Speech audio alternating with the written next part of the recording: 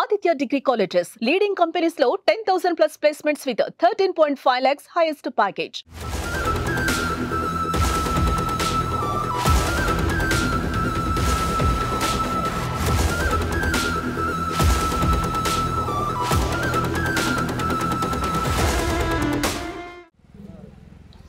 ప్రస్తుతం కర్ణాటకలోని ధర్మస్థల్లో జరుగుతున్నటువంటి సవాల ఏదైతే ప్రాంతాలు ఉన్నాయో ఆ ప్రాంతాల తవ్వకాల మీద అటు కర్ణాటక రాష్ట్రంతో పాటు తెలుగు రాష్ట్రాల్లో కూడా దీని గురించి ఒక పెద్ద చర్చ నడుస్తుంది. తెలుగు రాష్ట్రాల నుంచి కూడా పెద్ద సంఖ్యలో భక్తులు ఇక్కడికి వస్తుంటారు, వచ్చి ఆ మంజునాథుడిని దర్శించుకుంటారు. అలాగే ఇక్కడ కొంతమంది తెలుగు వాళ్ళు కూడా ప్రస్తుతం ఈ శవాల కోసం, ఆ మృతదేహాలకు సంబంధించినటువంటి అస్థిపంజరాల కోసం తవ్వకాలు జరుపుతున్నారు.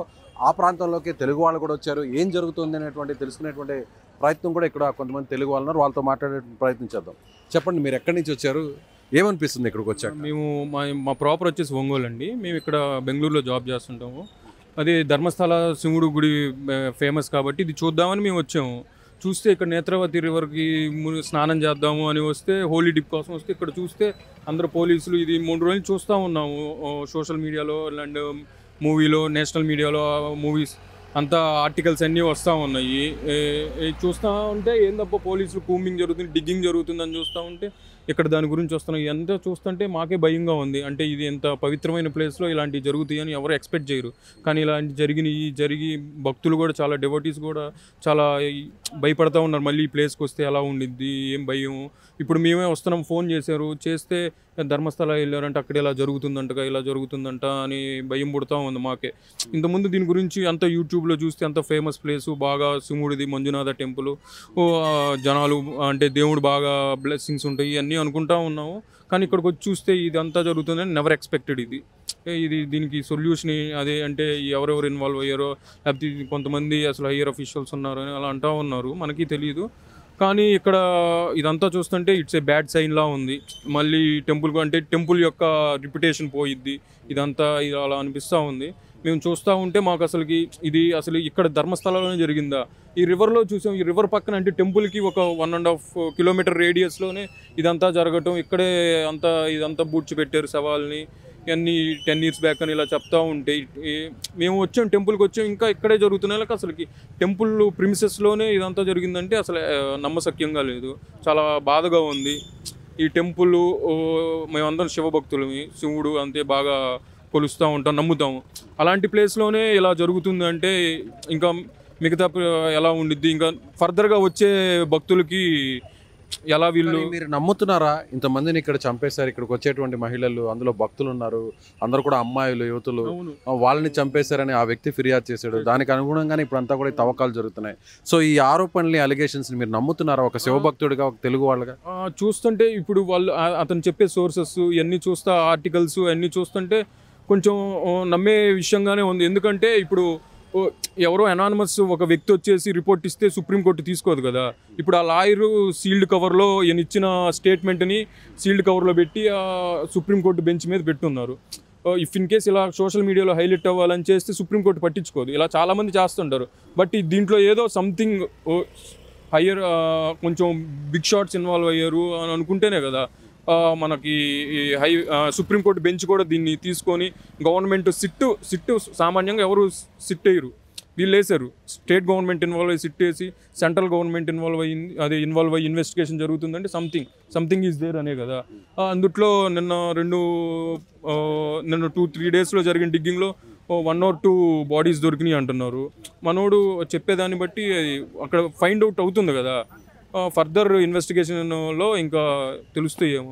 మొత్తానికైతే ఇక్కడ నిన్న ఆర్టికల్ చూసాము. ఆర్టికల్లో ఇక్కడ లోకల్ వాళ్ళు కూడా జరిగినాయి 100 కాదు, మోర్ దెన్ 100 కూడా సెర్చ్ చేస్తే దొరుకుతాయి, మీరు సెర్చ్ చేయాలి, ఇవన్నీ పట్టించుకోవాలి అంటూ ఉన్నారు. సో మీరు చెప్పండి, మరొక వ్యక్తి కూడా ఉన్నారు.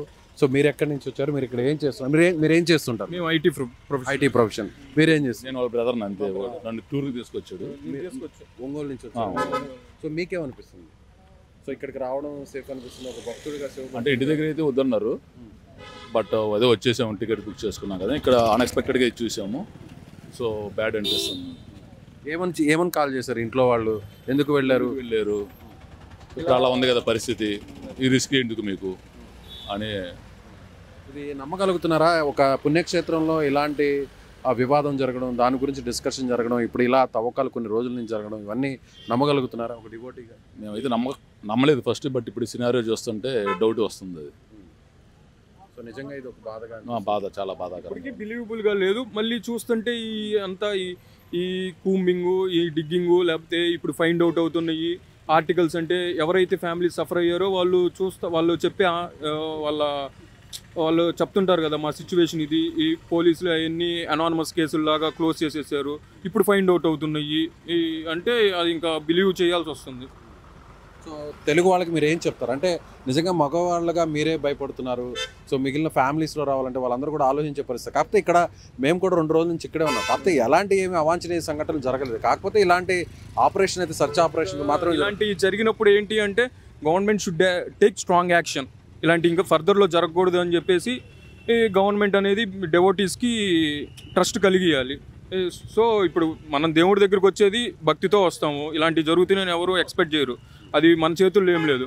But devotees temple, ancient temple, మంచి టెంపుల్, దానికి అందరూ రావాలి, అందరూ దీనికి ఉన్న మంచి పేరుని పోగొట్టకూడదు. సో ఇలాంటి ఇన్సిడెంట్స్ జరిగినాయి అని చెప్పేసి భయపడకుండా వచ్చేసి దేవుడిని దర్శనం చేసుకొని వెళ్ళిపోతే మంచిది. కాకపోతే ఇలాంటివి జరుగుతున్నాయని భయం ఉంటుంది ఎవరికైనా, ప్రాణాలంటే భయమే కదా, ఇలా అన్ఎక్స్పెక్టెడ్ థింగ్స్ జరుగుతాయి.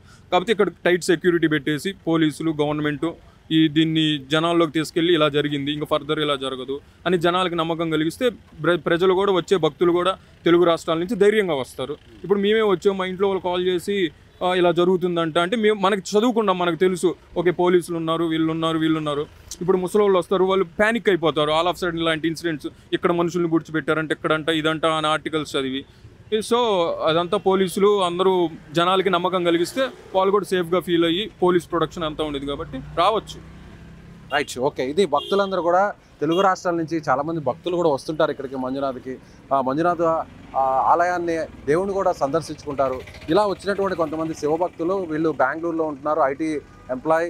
సో తను నేటివ్ వచ్చేసి తెలుగు రాష్ట్రాల్లోని ఒంగోలులో ఉన్నటువంటి ఫ్యామిలీ. అయితే ఇక్కడికి వచ్చిన తర్వాత కుటుంబ సభ్యులందరూ కూడా ఫోన్ చేసి వారిస్తున్నారు, ఎందుకు వెళ్ళారు, అక్కడ ఒక పెద్ద ఇన్సిడెంట్ జరిగినప్పుడు అందరూ కూడా ఒక ప్యానిక్ సిచ్యువేషన్లో ఉన్నప్పుడు మీరు ఎందుకు వెళ్ళారంటూ కూడా ఇంట్లో ఫ్యామిలీ మెంబర్స్ భయపడుతున్నారని కూడా చెప్తున్నారు. అంటే మొత్తాన్ని చూస్తే ఏదైతే ఈ 100 శవాలకు సంబంధించినటువంటి వ్యవహారంపై, ఆ వెలికితీతకు సంబంధించినటువంటి వ్యవహారంపై వచ్చేటువంటి భక్తులందరూ కూడా భయపడుతున్నారు. ఒకప్పుడు ధర్మస్థల క్షేత్రం అంటే ఎంతో పవిత్రంగా, ఎంతో ప్రముఖ పుణ్యక్షేత్రంగా భావించేవాళ్ళు. అలాంటి ఈ స్థలంలో ఇలాంటివి జరగడం అనేది నిజంగా బాధాకరం. ఏదేమైనా కూడా ప్రభుత్వం గట్టి చర్యలు తీసుకోవాలి, దీనిలో ఉన్న వాస్తవాలను కూడా బయటకు తీసుకురావాలనేటువంటి విషయాన్ని అటు తెలుగు రాష్ట్రాలకు సంబంధించినటువంటి వారు కూడా కోరుతున్నారు. కెమెరామెన్ లక్ష్మణ్, విజయ్, ధర్మస్థలం నుంచి.